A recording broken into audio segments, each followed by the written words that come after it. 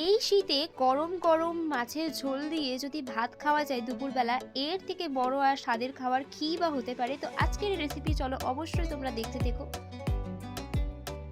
তো প্রথমে এখানে কড়াইটা গরম করে পরিমাণ মতো সর্ষের তেল দিয়ে দেওয়া হলো। দেন সেটাকে ভালো করে নাড়িয়ে চাড়িয়ে আগে থেকে পরিষ্কার করে ধুয়ে রাখা হলুদ এবং নুন মাখিয়ে রাখা মাছ দিয়ে দেওয়া হলো কড়াইতে।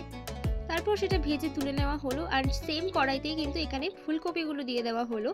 তো ফুলকপি দিয়ে মাছের ঝোলের যে কম্বিনেশনটা, সেটা কিন্তু খাওয়ার জন্য আমরা সারা বছর অপেক্ষা করে থাকি। তো যাই হোক, তারপরে অল্প একটু হলুদ গুঁড়ো দিয়ে ভালো করে উল্টিয়ে পাল্টিয়ে ভেজে তারপর ফুলকপিগুলো কিন্তু তুলে রাখা হলো। তারপরে আবার একটু কড়াইতে তেল দিয়ে, সেম কড়াই ইউজ করবে তোমরা, একটু কাঁচা লঙ্কা, সাথে শুকনো লঙ্কা, অল্প একটু পাঁচফোড়ন, সাথে তেজপাতা দিয়ে ভালো করে ফোড়নের জন্য এটাকে নাড়িয়ে চাড়িয়ে ভেজে নেওয়া হবে।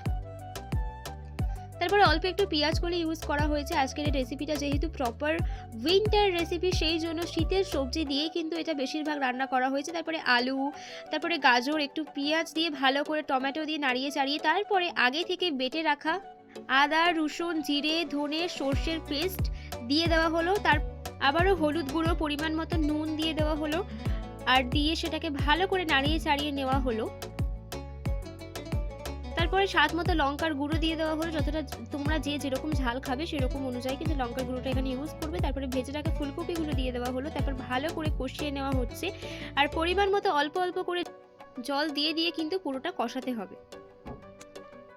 আমি জানি না কিভাবে ভিডিওর লাস্ট ক্লিপটা ডিলিট হয়ে গেছে, কিন্তু এই হচ্ছে গিয়ে পুরো রেসিপি। তো তারপরে আবারও একটু জল দিয়ে দেওয়া হলো এবং ভালো সিদ্ধ হয়ে যাওয়ার পরে ভেজে রাখা মাছগুলো দিয়ে দেওয়া হলো এবং মাছগুলো একটু হালকা হাতে নাড়িয়ে চাড়িয়ে ঝোলের সাথে মিক্স করে দিতে হবে। অ্যান্ড ফাইনালি রেডি হয়ে গেছে আমাদের আজকে গরম গরম ফুলকপি দিয়ে এই মাছের ঝোল। কেমন লাগলো আজকের এই রেসিপিটা তোমরা অবশ্যই কমেন্টসে জানিও। যদি ভালো লেগে থাকে লাইক, শেয়ার এবং সাবস্ক্রাইব করে দিও আমার চ্যানেল। টাটা।